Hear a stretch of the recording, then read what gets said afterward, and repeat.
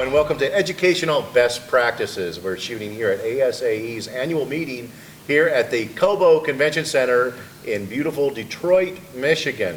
And before we begin, I would like to thank our sponsor for today's programming, which is the Myrtle Beach Convention Center, helping us out to learn us all about education. So without further ado, let's get on with the show. Let's introduce today's panel. So we'll start down on the very end.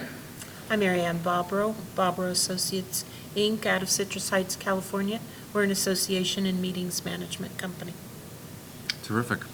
I'm John Folks, President and Principal of Minding Your Business. We're a strategic agency and consultancy headquartered in Chicago, and our focus really is helping organizations remain relevant in an ever-changing world.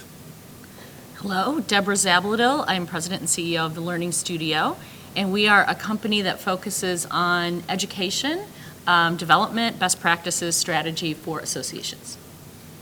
And I'm Kristen Clark. I'm a business journalist and editor. I also do education curation for the American Society of Association Executives. Well, great. That's a good starting point. Before we begin, maybe tell us about what's going on here at the show. I guess the Temptations and the Four Tops performed, and you also have a lot of educational sessions. Well, that was our first party. Yeah. We have a lot of great entertainment here that Detroit has provided, but we're really here for more than just the great music and food. We're here for some terrific learning, and we have about 110 education sessions and events. We have over 5,100 professionals from all over the world with 23 countries that are represented here. Every possible profession and industry you can imagine is here. So it's a very diverse learning environment, and people really can play off of each other. Well, wonderful. Well, let's get started then. Maybe I'll throw out the first question, Mary Ann. I know that really a lot of people want to liven up the trade show floor experience, and in the last couple of years I've seen a lot more education actually happening on a trade show floor. There is a lot of activity on the trade show floor, but you have to be very careful in how you produce it. It can be a double-edged sword because remember that the exhibitors are often your sponsors, and that they have a very large investment, and they need to get their ROI for what they do.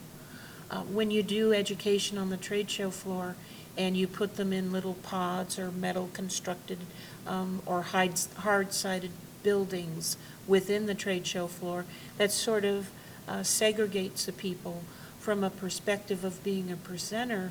It's also very difficult because the ambient noise comes in over the top, and it makes it very hard to even hear yourself when you're talking and you're not quite sure whether you're talking only to your audience or whether you're pretty much screaming, even though you're mic'd up.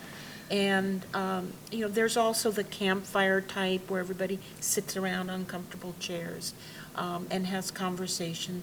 Those are probably less structured, but very valuable as well. I think you have to have a balance. If you're going to put them on the trade show floor, then you're going to need to make sure that you're not alienating the people that are there for the purpose of providing their products and services to your attendees. I couldn't agree with you more, and I think that there's lots of opportunity to create more energy on that trade show floor, because I think everyone is struggling with how do we keep people engaged, how do we keep people on the floor, to keep our supplier community happy, but also to provide perhaps a different kind of education that we may not be providing in those traditional meeting rooms. Exactly. You described some of the smaller, very kind of focused session, peer-to-peer, very specific sessions, and I think that feeds into this whole kind of trend of personalization and expectation that I'm going to be able to get solutions to very specific problems when I want it, about the topics that I really care about. And so I think it's a great opportunity to be able to do that, to crowdsource some of those ideas even throughout the conference, and to be able to leave space on the trade show floor for those kind of last-minute ads and discussions and birds of a feather conversations and things like that. As long as you keep your eye on the prize. Right. Which is You're- the end result, has to be what the attendee wants. Yeah, it sounds like it Absolutely. can get out of control fast and off Absolutely. topic. Well, I think the other thing that associations struggle with is, do we program during exhibit hours, right? And with a number of associations, I've seen it in every possible fashion, as I'm sure you all have too, where there's absolutely no programming during exhibit hours. To, the exhibits are open all day long and there's programming competing with it. So I think having some education on the floor does help to pull people down, offer education during those times, but also get people on the floor. And I think sometimes it can be a happy medium. The other thing I was just going to mention is that I was speaking at a conference, John and I were both at this conference, in fact, in Germany, and they had a technology that we used while we were doing sessions on the floor where the speaker had a headset, all the participants had a headset, and they could only hear, it blocked out all the noise, and they could hear us through the headset. So it was a little interesting because some Yeah. people thought we were To going get to be used to. translating for them. So I had people saying, where do I get the Can I get this in Japanese channel? Yeah, but, yeah, exactly. But it was really helpful. It was really helpful from an acoustic Yeah. standpoint. I think But it's you also each- expensive. Yes, Yeah. I'm sure it is. But I think you each have an interesting point, because from the association standpoint, we are seeing more education on the trade show floor because there's a lessening of fear of industry people selling from the podium, so to speak, that they're training people better and they're vetting the content better, and they're recognizing more that many of the industry partners actually have a lot to teach us. And to your point about the focus being on micro skill development, exhibitors can really come out of their shell and perform well in this kind of micro skill element, as well as presenting a macro view on the trends that Yeah. they're seeing, the problems that they're having to solve. And we're seeing experiments like your point of whether it's equipment or whether it's having a limited time period during trade show hours that are when there might be some education that's offered, but maybe not during the whole time. And I do know that there's organizations such as the National Association of Secondary School Principals, where they sell 15-minute slots of education to their various industry partners. And they have a special, almost a studio, so to speak, and it only holds maybe 15, 20 minutes, 20 people for about 15 minutes each. And it's a very intimate learning experience, which can be very nice when you are at a conference with, 5,100 people and you're used to being in sessions of 100 to 150 people. So I think that finding a balance is important, and knowing the venue so that the noise Yeah. can be dealt with, because that is an issue. I've been at some that have been very successful, of say a campfire session on a trade show floor, and I've been at some that was maddening, you couldn't even hear the people talking. So, Right. I guess you really have to go in and look at the facility and imagine this big throngs and hopefully a big energetic trade show going on and lots of activity going on. Well, I was at probably the Las Vegas counterpart of the Germany one. I think you probably Yeah. were. I think I know what you're talking about. They have a You Las think so? Vegas Yeah. counterpart, Yeah, yes. that's a Las Vegas They do. counterpart, yeah. Yeah. And the headsets and the earphones are wonderful. Yeah. And they're usually inside Yeah. a hard-sided building. Yeah. And it's a wonderful way to do it. But I think if we're talking about the overall content strategy, we have to look at the big picture first and foremost. And that's what the organization wants, what are their objectives, what do they need to do? And then figure out what it is the attendees are really going to want. Because sometimes we have it in our minds, and when I say we, I mean all of the people who organize, including the volunteers. We all have the best idea of what everybody needs and wants, and we don't. And we don't do enough evaluations to make it really the best education it could be for everybody. So we really need to figure out, we have to analyze it, we have to research it, and then we have to implement it in a way that it's going to work. What are some first steps to doing that, John? I think you were talking about that before when we were talking about setting up this session. Yeah, well, I think, to Marion's point about, research or metrics, having metrics in place to measure, did we move the needle on people's knowledge and satisfaction, essentially? But I think we do have to start with a little research. We've got to start to understand very clearly what are the needs, where are the gaps in those needs, and how then we can identify how we can kind of fill those gaps from a content standpoint. So that research component is really, really important, and I think most organizations probably cobble together maybe existing data to hopefully create a picture of maybe what those needs might be, and they're using obviously their own experience. But this really needs to be to do content strategy properly.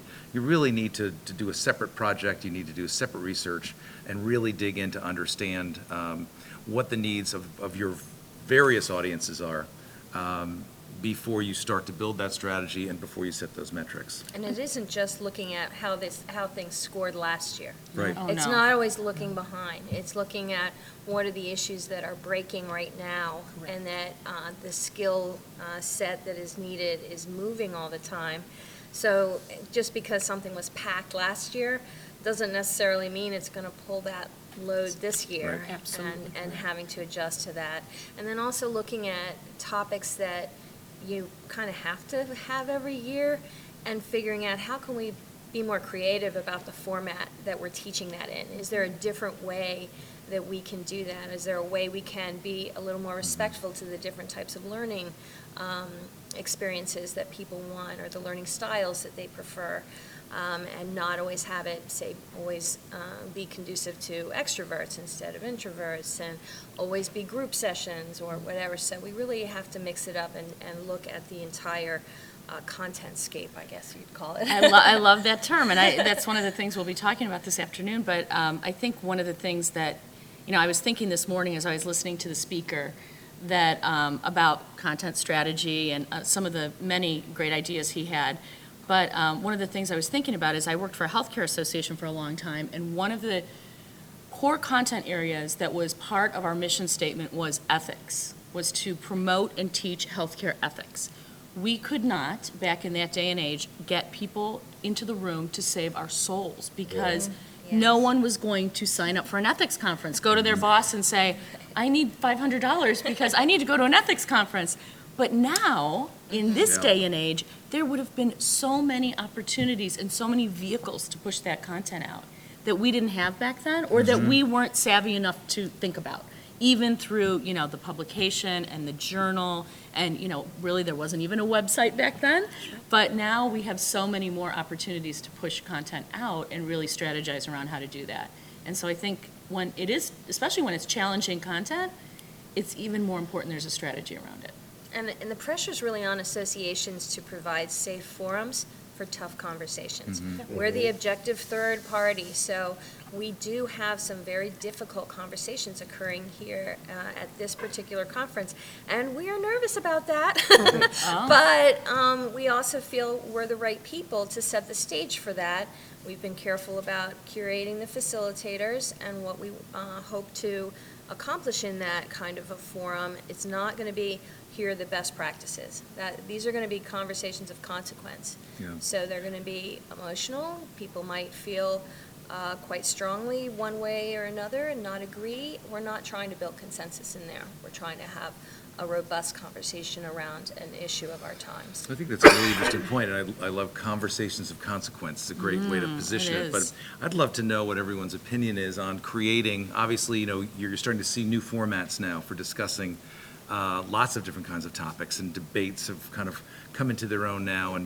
And I would love to know how everyone feels about creating controversy and creating those, having those and hosting those very difficult conversations around content, around topics that are very emotional in your industry. And have you had much success with those?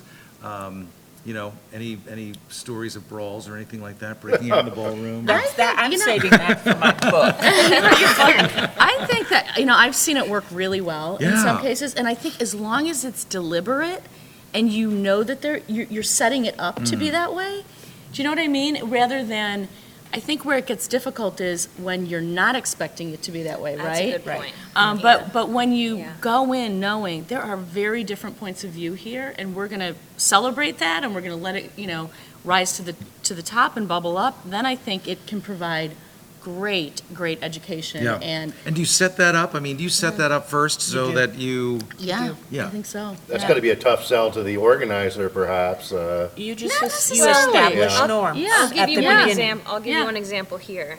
We have a session called Bringing Allah to Work, and it's Oh. about I saw that. it's about religion It's a in provocative the workplace. title, too. Well, thank you, but because we wanted it to be provocative. Yeah.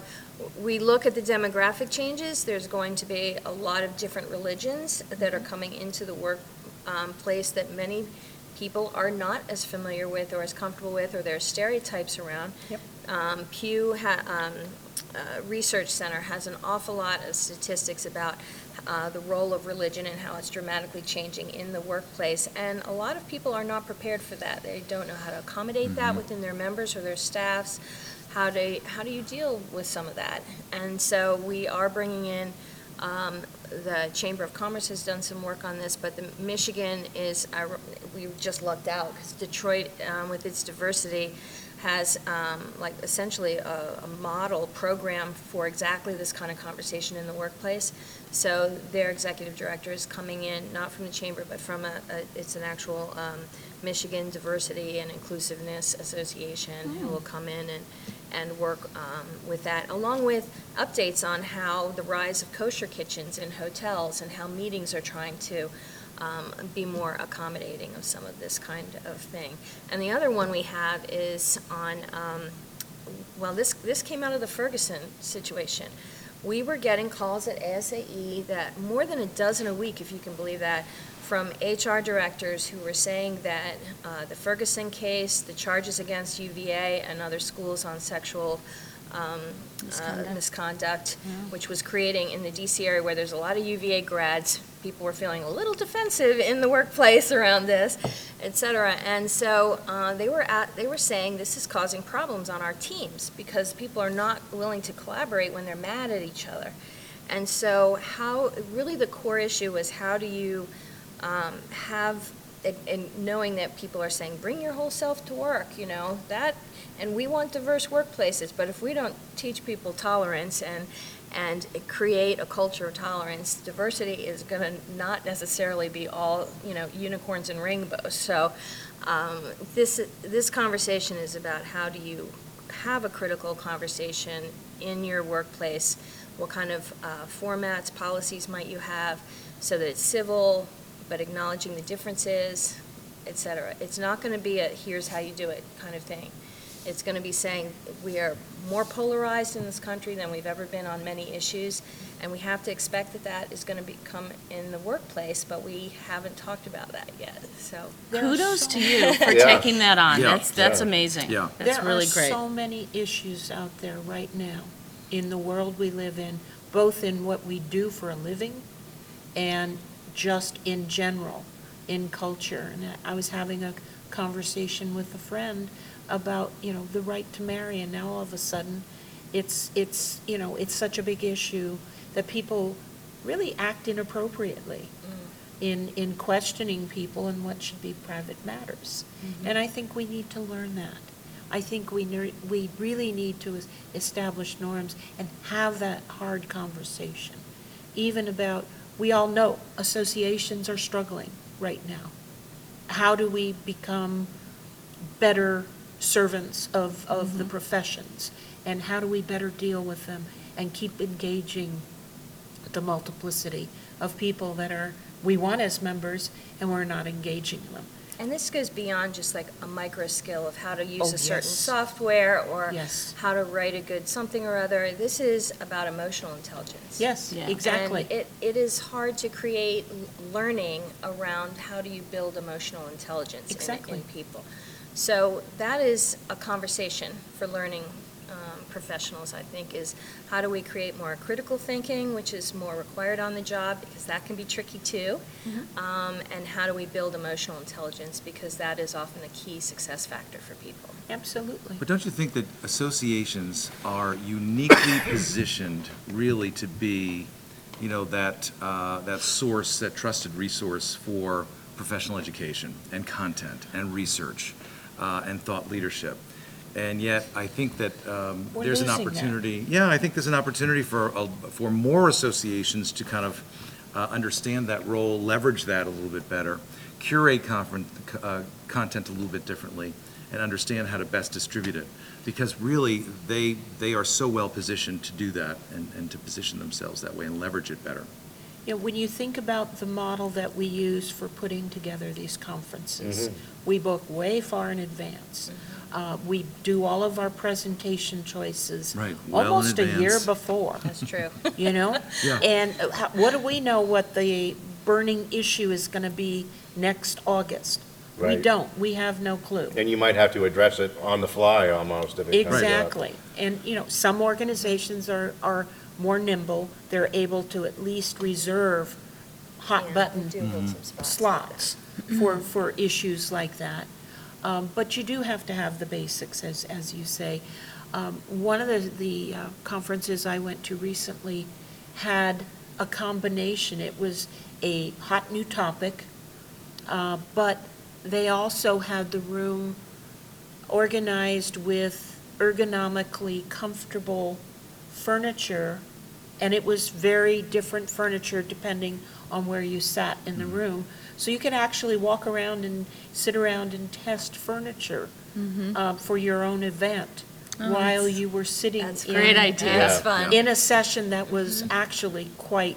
Great idea. Yeah. Yeah, I was at one major association meeting just about a week ago, and walked into the room, and they had all these different furniture setups, Yeah. and comfortable, colorful chairs with desks on them. Yeah.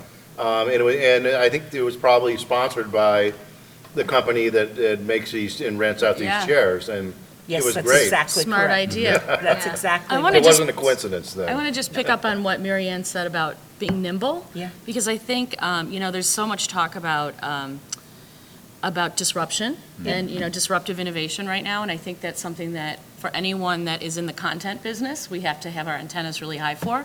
But what I have heard over and over, and I believe to be true, is that we won't see necessarily the disruption coming, right? Very smart people have not seen the disruption coming. Sure. So what we need to do is we need to be nimble and adaptable. And I think we need to start baking that into, everything we do, from how we're planning our conferences to, how we're delivering content throughout the year in other vehicles and all of that, because all we know is that something's coming, we don't know what, right? So we have to be able to do that. We can't be so rigid or so laden with bureaucracy, Yeah. which can so easily happen in our world that we can't adapt to the important issues of the day. Or we'll be so data-driven. We'll be so data-driven that we suddenly realize that we've missed the boat because it's so new. We have no data on it, and there's That's right. nothing that was like driving that, but we still have to have it, Which is, the other thing is, when we're talking about research, is sometimes I think what we also need to think about, and what I always tell my clients is, you need to also be pulling your people in the right direction. It's That's not right. all about, what do you think, what do you think, what Right. do you think? Right. Although that's a really important piece of it. But we sometimes sit in a position where we see trends differently or sooner than they do because of the Right. work we do. And so it's important for us, sometimes you can't ask people about what they don't know, right? That's You don't know what Right. you don't know. So sometimes we have to ask and we have to deliver, but we also have to pull them to where we know they need to go. I think that's part of, the job of educating, a large group of people. Yeah, you're And I absolutely right. think a missing piece of the puzzle is the fact that while in many instances we do produce high-quality education and we do deliver it, we lose and we disconnect by not prolonging that. We don't connect the dots all the way to the end.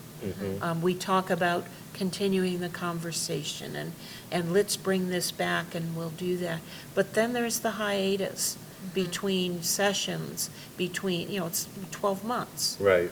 And that's a big disconnect. It's all well-intentioned, but the follow-through often probably doesn't You know, happen, right? are there webinars you can follow up with on a face-to-face session? Are there other methods, articles? And there's so many obvious new technologies that can help us continue that conversation. You talk about the cultural shift and all of the kinds of things.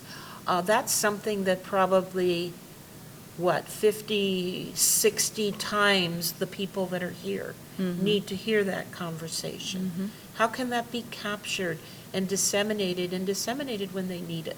Right. Can I just go to ASAE and say, where can I find that? I know they did something on how to deal with this particular subject. And you never know when you're, especially in our business, Yeah. we Right. never know what kind of people we're going to come up with that we're going to need to develop a different strategy for. Well, I do think courage is part of education. Yes, You it have to be is. courageous to go out there and lead in the conversation as well as give what they need. And it can be challenging to balance that, but I do feel that I know ASAE gets cred for trying new learning formats. Sure. Even when they don't always work, even when Right. they're like flatline instead of, Yeah. fabulous. But we get credit for trying, and they're also interested because they're like, yeah, I don't think that'll work at my It's like a organization. laboratory environment. Yeah, you exactly. understand? Absolutely. Exactly. So, and then some of the alternative learning formats are better for certain types of meetings or certain types of audiences. Right. And so you have to really know your members, and you have to really know your conferences and the coursework and figure out, okay, what kind of person is this going to draw? And one thing that's kind of a pet peeve of mine is that all this experiential learning is what millennials want. Right. Well, a lot of us boomers would like that too. Thank you very much. I like to do those kinds of hands-on things and be more active in the learning as well. And I think there's plenty of people who are boomers and Gen Xers who would also appreciate absolutely. a fresher Absolutely. approach You to can't make some of this assumptions learning. based Right. on demographics anymore, because No people are all different stereotyping. levels. Right. I was at a recent conference, and there was a millennial planner, and I was making that pitch to her. Oh, all the millennials, they like little groups and peer-to-peer and discussions.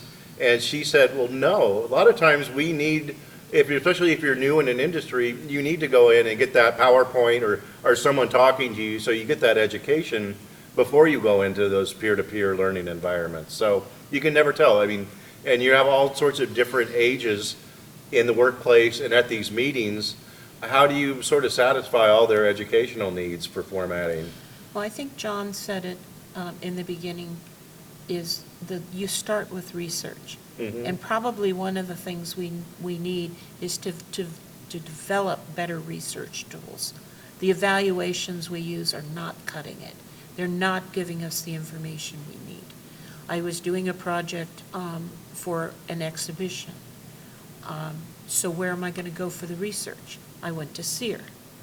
When I went to SEER on what the demographic studies showed, That's I was- CEIR, right? CEIR, Center Yeah. for Exhibition Industry Research. And when I looked at the studies on millennials, you would think that a millennial would automatically download an app because that's the stereotype we have created. The data says otherwise. If it's a one-time app and they're not going to keep it, they're less likely to download that app. So if you're in the purchasing mode, if you're buying an app, if all of those kinds of things, you need to Yeah. know what you're looking at, and you need to find the right research. And I think in most cases, for the planning of content, we don't have those right tools yet. I think the other thing that's interesting is, and I really applaud ASAE for this, I think you do a very good job of not just trying new learning formats, but putting new products out there. And I think one Yeah. thing that a lot of associations don't do is new product development very well. And they're tweaking around the edges to the existing lineup of what they have and trying to move the needle just a little bit, or make it just a little more innovative, when really what they need is something wholly new and different. And I think that sometimes we get paralyzed at the thought of doing that, right? Yep. And we don't have, I don't think we have the luxury of being paralyzed. I think we need to develop always, and we need to be pushing, committees and staff and everyone to really think about how do we have at least a couple of wholly new products every year that can excite our base, that can get our base excited. And I don't think there's enough of that going on right now. And I think as we develop new products and services, we also need to be aware that we have to sunset some things. And I think that's where Yes, It also yes. Oh, no, comes no, into- we're going to keep Definitely. those You know, because we've always had them. making sure that we're, Yes. yeah. So because, we've all got limited resources and, Right. so there needs to be a process, I think, in Yeah. place for not only developing new products and services, which is absolutely critical, but also for evaluating all the things that we're That's doing right. each year to determine what is still resonating with our members and bringing Right. value and what is not, and getting Take rid of the those I sacred things. love- cows off the Right. table. I Right. love you use the word paralyze, because I think we oftentimes forget that while we may get it, and we may have that forward thinking, and we think we've got the best plan on earth, we still have to sell it. Yes. Oftentimes Yes, to we do. volunteers Yes. who have day jobs. Yeah. And they Yes. don't really live in that world of trends that we constantly track. Right, And they don't get it. right. So we have to we have to incorporate into whatever we do a strategy for overcoming resistance. Right. That's a great point, Mary Ann, because we are more on at our macro level, we're more like, we don't want to do Ignite anymore, for instance. We tried to kill Ignite. We tried because we had done it for 5 years. We're like, okay, been there, done that. No, the audience wanted Ignite in there. They made it clear they wanted Ignite, so we have Ignite. But, we made a bad call on that. Even though the scores were through the roof, we were kind of like, we need to move and change this format. They were not ready to let that go, Because it was fun. because it's great. And It's yes, it's a awesome. very It's fun, incredible. very fun environment. But I'll tell you what we were thinking of replacing it with, and that was a story slam. We were going to add a little edginess to this. And if you listen to NPR and the nonprofit of The Moth, The and they Moth, have a yeah. terrific club sequence here in Detroit and LA and New York and other places where they have a 6-minute story. People are chosen like at random, honestly. They put their names in a jar and they pull them out, so you don't even know if they're going to tell the story or not, which I think is really fun. And they give random people in the audience a paddle with numbers on it to do the judging, but they also have a sound meter for the audience applause. And then they run through their stories one after another, and people applaud. And at the end, they have a Grand Slam winner, Grand Slam story. And, that's a wonderful way to teach how to tell a story. Yeah. Absolutely. Without it being, here's how you tell a story, when you can, instead of just having a straight coaching experience, you can have a little edgier competition Yeah. and one that engages everybody and adds some fun to it, because, there's plenty of data showing that when there's humor and fun, there's higher recall. Well, speaking of that, I went on Love your, on your green safari this morning. I got to wear a funny hat and walk around. Everybody had a good time. That's great. So Thank you. that was probably an example of mixing it up a bit. Yeah. This was actually the 6th time we've had a green safari for That's meeting great. professionals. At each of the conferences, we have been lucky enough to find a host hotel who's willing to have about 30 of our participants go behind the scenes, and we're in full safari wear with our pith helmets. We put everybody in a bandana usually, and a reusable water bottle. We troop through the back jungles of the green venue in order to. And we got a lot of funny teach looks them from staff hands-on. members in Yeah. the back of house saying, what is going on here? But I think your point about fun is really important, Kristen, and I think that's where sometimes we lose sight of the fact that people also want to have fun when and even when they're learning. And Yeah. another format that I've seen, which has been really very popular, it seems to be getting more popularity, we've had some success with it, is this Shark Tank concept. So again, yeah. using some of the formats that are out there on television, popular culture, and integrating those into our meeting. And, it was incredibly popular. People were packed into the room. And again, they had a lot of fun with it. You had fun judges. But people also had to tell a story and sell their product and get people on board. And so the audience actually was able to vote on those companies to see who actually was going to win the idea concept. And so it was great. It was very interactive. And at the end, someone won $250 and Well, because they had and the we're great also idea. seeing So- mashups of things like that. Yes. So Yeah. while the Shark Tank was, again, that would be something to be like, okay, well, maybe that's 5 years ago to us, but not necessarily to our members. But say we want to add in something that's more contemporary. I know that some associations have added a crowdfunding issue. So rather than having a sponsor give money, it's actually a crowdfunding company, a platform that is coming in, and they involve members ahead of time so that they can get it down to the top 5 or 7 ideas. And then the crowd there, they have a chance to make their pitch at the conference, and people vote, and then they have the final 3, and they make a longer pitch, and then they get to be crowdfunded specifically for those 3 topics. And people really like that. I mean, they will literally be writing checks Pulling out the and checkbook. That's they fantastic. really It want to is. do it. And again, it's this personal engagement. You're not Yeah. just watching someone else have their dream finance. You're part of that. You're Yeah. part of making that true, because you're like, I think that's a great idea. I would buy that. I need that in my. So I thought that was a really interesting mashup of that. Yeah. And speaking of it, it's kind of an inspirational sort of programming. And I've even noticed like some associations or organizations doing like TED Talk sort of formats where they'll bring someone up to do a 10-minute inspirational speech. You know, one thing I'm doing right now with a client is we're doing these, in many cities throughout the country, we're doing a one-day event. And what they have always done is they hire paid speakers, and the speakers get up and, they're coached on how to deliver a really great presentation, but now they've developed something called these studio spots that are 5 to 7 minutes. And what we're doing is we're, publicizing that to the membership in a certain area. They apply. They go through a little judging process, and, they tell us basically what their 5 to 7 minute story is, and it's about storytelling.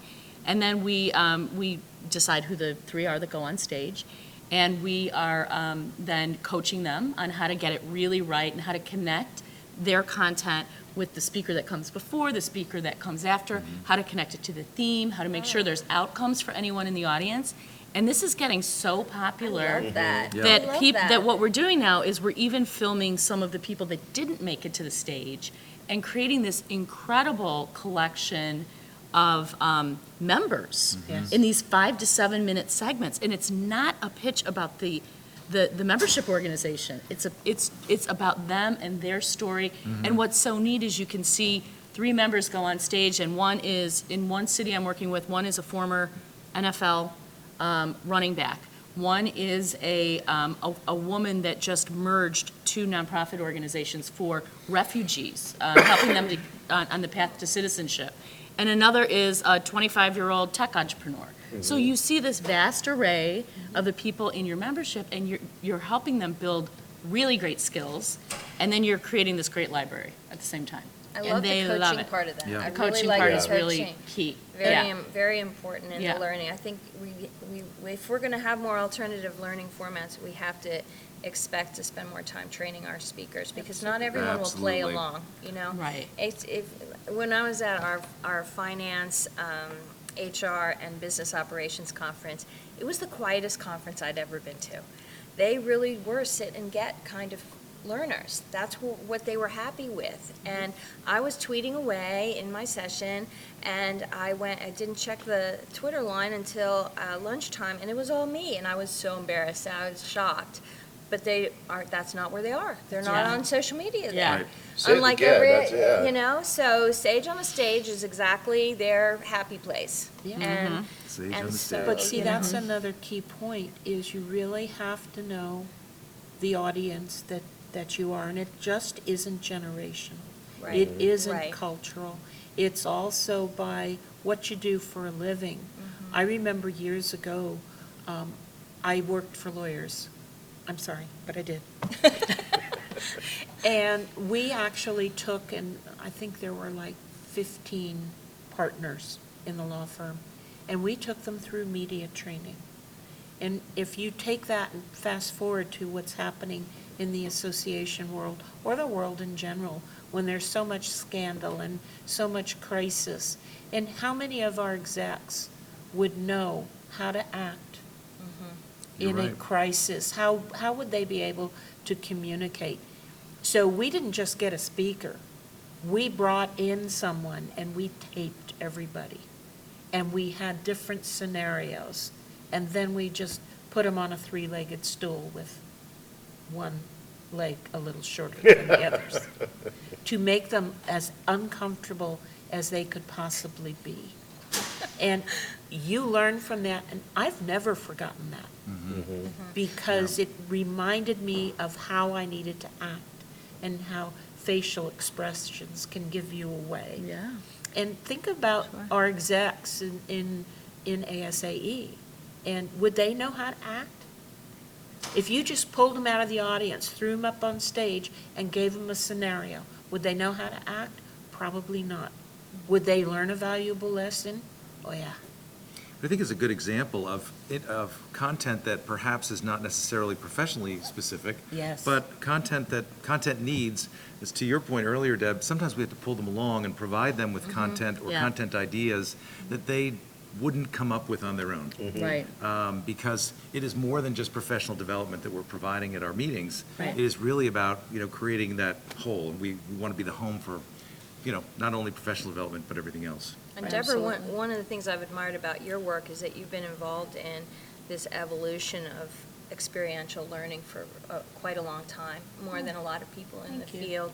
So I wondered what kind of trends you were seeing, how it evolved, if you're seeing anything that really seems to be taking off right now. I think just a whole variety of different things. I mean, I do think that technology, plays a huge part in learning, and it's not just about getting a conference app. It's about how are we engaging people through technology with the content while at the meeting, before the meeting, after the meeting.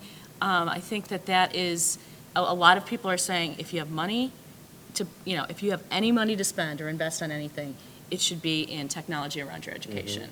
And I really believe that to be the case, which doesn't mean interesting. people aren't going face-to-face. I think it's, everyone will still, the old, will face-to-face ever die? And I think we all know it will never die, right? There's too much of a need, too much of benefit to being face-to-face, but it's how are we connecting otherwise? And it's, everything from taking the content and, streaming it live, it's podcasting, it's all of the kinds of things that we can do to engage people. And to your point, Mary Ann, what are we doing to keep that content alive all year long? long. Because it's not, one episode of content does not Right. knowledge make necessarily. Right. That's It And how we takes- repurpose it and Yeah. continue to Yeah. reuse it and reapply it in different channels for different audiences. There Yeah. really And, is a lot of content waste. I mean, Yes. we spend a lot of time, say, interviewing our keynoters or something. Well, we can only use 150 words of that, or 1,500 words in a feature, whatever. Meanwhile, they've said all these other brilliant things, and you're like, where can I parse this? Oh, I don't really have a vehicle for that. Right. Or how do I share this in some other way? So I do think that we need to look at all the great content that's developed within these individual sessions and capture it somehow so that somebody can review later and really pick out the key takeaways that Yeah. will help Well, drive us. we're nearing the end of our program, so any key takeaways from each of you? Well, I just want to tag on Yeah. to the last comment, and that's to also take into consideration the location that you're at and take advantage of the location. If you're taking a group to Hawaii, don't sit them in a room from 7 a.m. to 6 p.m. Maybe you end at noon on a day, and maybe you come back at night for some sessions, but give them time to enjoy the location they're in. And I think you're going to get people that are more interested in going to, maybe you have fewer sessions, who knows? That's a great point, and we have actually had conversations around what we call serendipitous learning, where you're trying to set it up so that they accidentally will be in situations where they will learn from each other organically.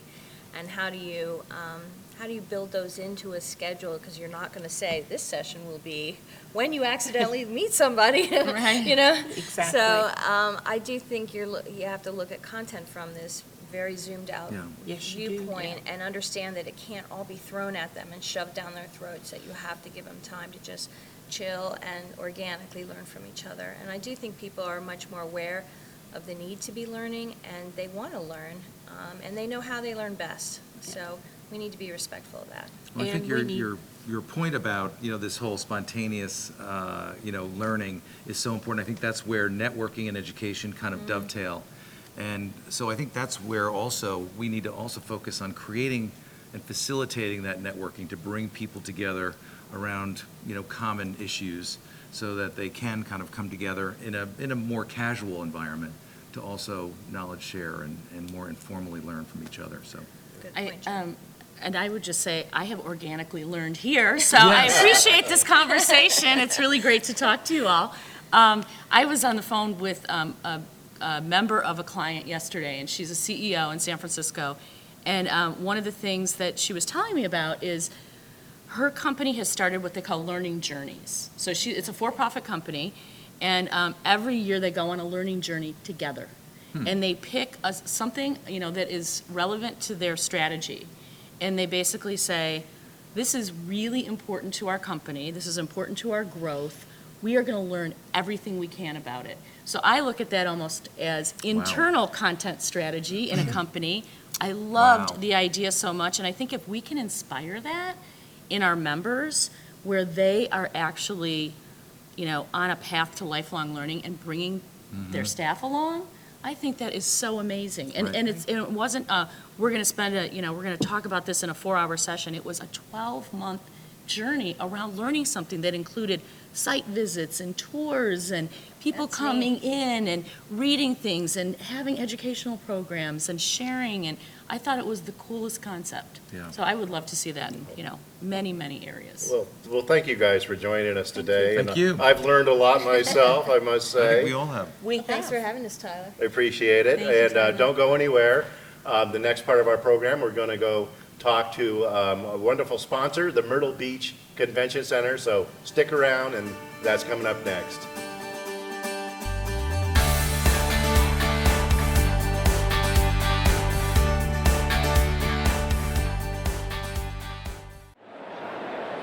We're here with Anna Lillimone from the Myrtle Beach Convention Center. Thanks for joining us. You're welcome. So tell our viewers why Myrtle Beach, what makes it a great place for a meeting? Myrtle Beach is a great ocean destination. We're located on the East Coast. We're actually in the middle of a 60-mile sandy stretch of beach. Very fortunate to have that kind of beach in our area. Myrtle Beach is known very well for the many restaurants, golf courses, amusement parks, shopping in the area. There's a number of conference hotels in Myrtle Beach that cater to a number of different types of groups in Myrtle Beach. And of course, in the center of all of that is our Myrtle Beach Convention Center, 250,000 square foot facility, very flexible. The floor, the exhibition hall, is actually column free. So we can roll in a basketball tournament, if you will, and then go straight into a trade show, come out of that, and with a little bit of decorating, go into a really nice reception. So it sounds like a very flexible facility. It absolutely is. And then connected to our facility is a 400-room business class hotel, the Sheraton Myrtle Beach Convention Center. So in essence, we can do large groups, trade shows, smaller conferences. The footprint of our facility enables all of that to happen. Well, great. Thanks for joining us All right, today. thank you.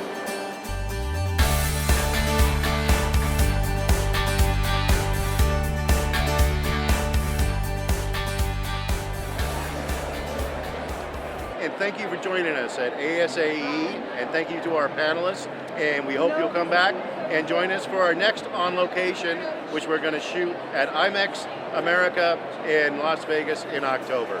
Thank you very much.